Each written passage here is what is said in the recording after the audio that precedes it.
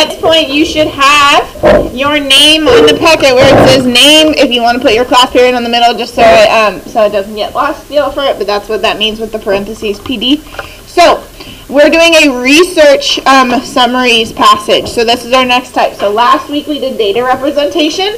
This week we are doing research summary, and we're on passage 2.1. That's questions 1 through 7. So you're doing that along with me. So you don't have a quiz to input on campus. So what's the first thing that I should do? Look at the questions. Yeah, look at the questions. We don't have to read it, probably. We might, but we don't. Always. So question number 1 says, based on figure 1, what is the approximate wavelength of the maximum absorbance Amadori product? So my locator is figure 1. That means I'm going to go straight to figure 1. So figure 1 is right here. Now I want the approximate wavelength. So I'm going to look at the wavelength, which is on my what axis? Yep, so I'm going to be looking here. That's my question. For the maximum absorbance, what is a maximum absorbance? The highest you can go. Yeah, so the highest it can go. So I'm probably going to look over here and right here. And this is Amadori products. Do I know what Amadori products are? No. So now I probably have to go back to the passage and find Amadori product. So this says, and then the words that you don't know, like they're going to trick you with a long word, but you don't actually need to know it, and they'll usually italicize it. So this is Amadori product, and it's in italics. It says, human tissue protein was dissolved in glucose and water, resulting in a clear yellow solution. The solution became opaque after 30 minutes. Spectrographic analysis revealed that an Amadori product had formed on the protein. It was determined that the Amadori products on one had combined with the free amino groups on another, so it forms brown crosslinks. They're termed AGE, or AGEs. So that means that glucose and water form an Amadori product here. So let's look at this graph. This says maximum absorbance for Amadori products. So glucose is this solid line, and water is this solid line. But I know from Amadori products, we also have something right here, that it's going to be like the intersection, right, of these products, because it says they're cross-linked. So if you see here, the glucose solution had formed pigmented cross-links. So that link is going to be where they intersect. So there's an intersection right here, and there's an intersection right here. Okay, so that looks like 270. That looks like 350. Now, which one of those do you think is a maximum? Which one has a higher level for the humps? Yep. So my answer is C, 350. Questions on that one? Cool. Okay. It was, and remember, this video goes directly to Canvas afterwards. Well, not directly. I have to upload it to YouTube, but then it goes directly from YouTube into the Canvas thing, so it'll be there before lunch is over, if you want to revisit it. Okay. Question 2. It was assumed in the design of Experiment 3 that the cow lens proteins blank. So I'm going to go to Experiment 3. What did we do in Experiment 3? 2 solutions containing lens proteins from cow lenses were prepared, one with glucose and one without. Only the glucose solution turned opaque. So I had 2 proteins, 1 G, 1 no G, and it turned opaque. It showed our absorbances. The lens had formed pigmented crosslinks with the brownish color, and the fluorescence characteristics of those observed in Experiment 2. So the crosslinks, that means it made an Amadori product, which we know from our last one. So what do we assume from the cow lens proteins? Do they have a brownish pigment? Do they react with sulfides? Do they react insoluble in water? And do they react similarly to human lens proteins? So have a brownish pigment, I can cross that off because that's a result of our experiment, right? So it says that that's what the result was. They formed brown proteins, but we're not going to assume that they were brown because that's an experimental result. They react with sulfides. That's not anywhere even on here, so we can cross off that answer. They remain insoluble in water, and they react similarly to human lens proteins. So let's check back in the passage to see what this is. So this says, and we can actually get our answer from the first sentence here. Preliminary research indicates that dietary sugar may react with proteins in the human body. Okay, but what did we test on? Cows. So that means that we are assuming that our cow eyes are going to be similar to our human eyes, because that means that we're not harvesting a whole bunch of human eyeballs to test what happens here, right? If you are going to, so that's like an ethics question here. So we're using cow eyes because we are assuming that they are going to mimic what humans do, and then we don't have to murder a bunch of humans and take their eyes, because there's a way larger likelihood that the cows that they are using were already destined to die, meat farming, etc. So what if we think they're just Because they probably have to be allowed to do anything, or like recently dead.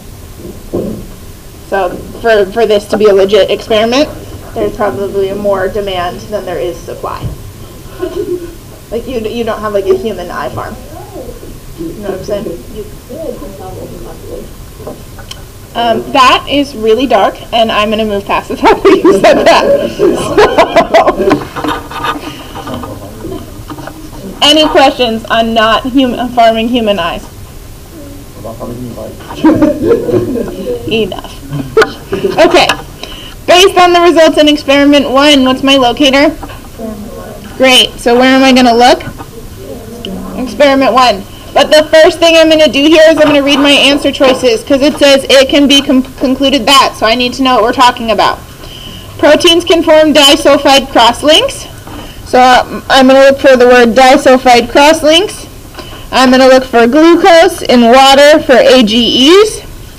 I'm going to look for glucose and crosslinks, Amadori glucose metabolism. So I've got a couple key terms. I know that I'm probably going to talk about glucose because it comes up in 3 answer choices.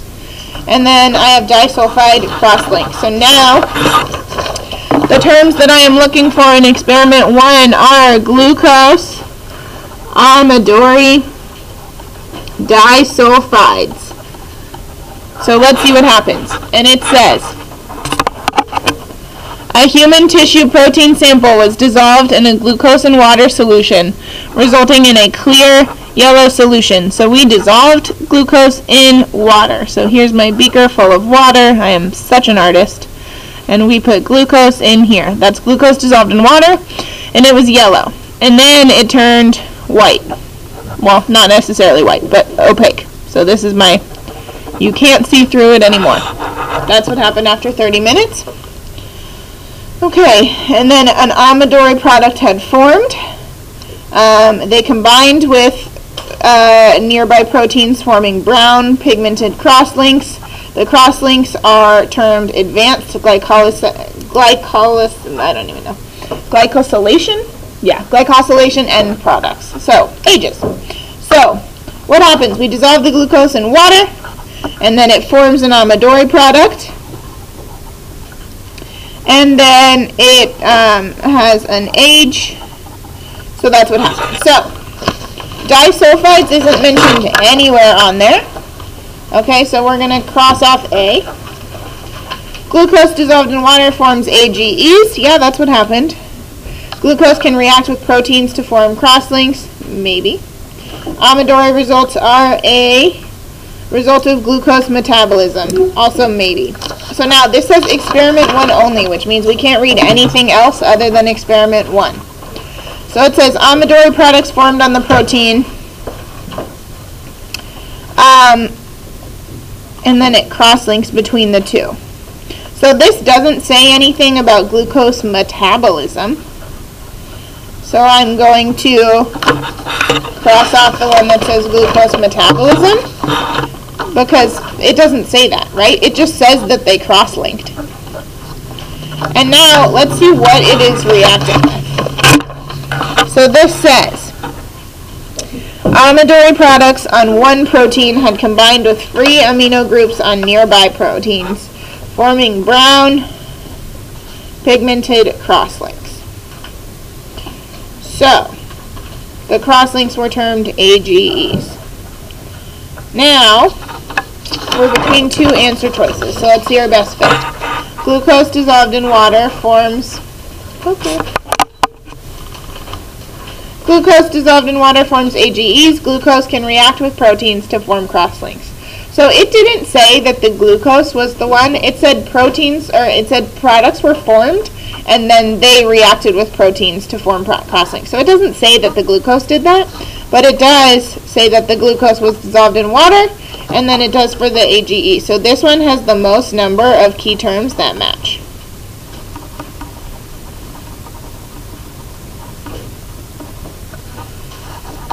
Okay, so the highest number of matching key terms. Questions on that part? Cool. Alright, 3 more. As people age, the lenses in their eyes sometimes turn brown and cloudy, a condition known as senile cataracts. My dog had that. Fun fact. Based on this information and the results of experiment 2, so, brown and cloudy, senile cataracts. Which of the following hypotheses is most likely to be valid? So, I'm going to read experiment 2 just for like a summary. So, this says, 46 samples of human lens proteins were studied. The lens proteins from older subjects occurred much more often in aggregates formed by cross-linked bonds than did the lens proteins in younger subjects. So, cross-links are 2 types, disulfide bonds and an indeterminate formation with brownish pigmentation. So this one is basically telling me that the brown came from some unknown formation. That's what indeterminate means. So the brown was from some unknown formation.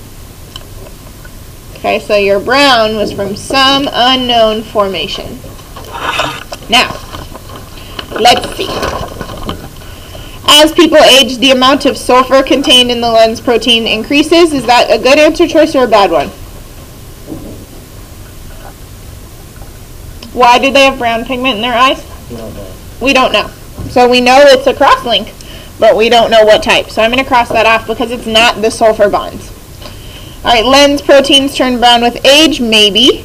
Senile cataracts are caused by cross-link bonds between lens proteins, maybe. Older lens proteins are more fluorescent than younger lens proteins. They don't mention fluorescence literally at all. So we're between these ones. Senile cataracts are caused by cross-linked bonds between... just drew on my arm. Senile cataracts are caused by cross-linked bonds between lens proteins, or lens proteins turn brown with age. So, this one says, the characteristics revealed that cross-links to be of 2 types, disulfide bonds and an indeterminate with brown pigmentation. Lens proteins occurred much more often in aggregates formed by cross-linked bonds than did lens proteins in younger subjects. So this one doesn't say that they turned brown, it just says that they were brown. So our answer is G. It mentions that there are cross-links and it mentions that they are brown, but it doesn't say they get brown in older subjects, it just says that there were more of them. So we can assume they were already brown, and then the increase in the cross-links is what causes the cataracts. Alright, which of the following hypotheses about the brown pigmented cross-links observed in experiment 2 is best supported by the results of the 3 experiments? So experiment 2, we want to know where did that brown come from, because we don't know about it. Their brownish color is caused by disulfide bonds. We can cross that off immediately because they know in experiment 2 when we read it, it said that there were disulfide bonds and brown ones. So we know that's not true. They are a natural formation which can be found at birth, maybe. They are caused by glucose in the diet reacting with lens proteins, maybe. They form when proteins are dissolved in water. You're not often dissolving your eyes in water, so so I'm going to cross off answer choice D. Now, let's go between these ones. They are a natural formation which can be found at birth. They are caused by glucose in the diet. If I go back here, what's the youngest age that they did this with? So is that birth? So what's my answer? Great. Glucose is also a key term that they put in every single passage. So our answer should probably talk about glucose. Alright, based on the experimental results, lens proteins from a 32-year-old man would most likely have more crosslinks than lens proteins from a 32-year-old woman. Let's check experiment 3. That was about cows, so not about age. So did they test age? No. So we can cross that off. We're not comparing 32-year-old man to 32-year-old woman. They did test age. What they didn't test was gender or sex. So we can cross off the woman to man comparison. So, more crosslinks than lens proteins from an 18-year-old cow, fewer crosslinks than lens proteins from an 18-year-old man, or fewer crosslinks than lens proteins from an 80-year-old man. So, for this one, what did they say happened to the lens proteins as you age? They what? Increase, decrease, stay the same. Yeah. With age. And are we going to compare humans to cows or humans to humans? Humans to humans is probably our best bet. We think cows are similar, but maybe not the same. So I'm going to cross off cow right here. So between H and J, a 32-year-old man would have what? Fewer crosslinks than lens proteins from an 18-year-old man, or fewer crosslinks from an 80? So I have an 18-year-old man, I have a 32-year-old man, and I have an 80-year-old man. Which one is going to have the most crosslinks? Yep, so a 32-year-old man would have what? He would have more crosslinks than an 18-year-old, so I can cross off H because that should say more if we wanted it to be right. So my answer is J. Questions on that part? Okay. 7. People with untreated diabetes have excess levels of blood glucose. Based on this information and the results of the experiments, a likely symptom of advanced diabetes would be what? Okay, so do you see how this says senile cataracts, senile cataracts, and kidney failure? What do we think we can cross off? Yeah. It's going to give us 3 maybes and then 1 yes. And also, we don't talk about kidneys at all here. So, why would we have senile cataracts? So this says free amino groups in the urine. Did we ever talk about that? Nope, no key terms. There's none here. None from Passage. No KTs. Alright, senile cataracts due to glucose interacting with disulfide crosslinks. Senile cataracts due to AGE crosslinks of lens proteins. So, disulfide crosslinks is only mentioned in Passage 2. Is our disulfide experiment 2, are those the ones that are mentioned as brown or no? No, it's the indeterminate ones that are no. So I'm going to cross off B, which means my answer is C. And then if I need to confirm it, I would just go to this one, right here. Brown pigmented crosslinks known as AGEs. That is my answer to number 7. Questions? Oh, happy day.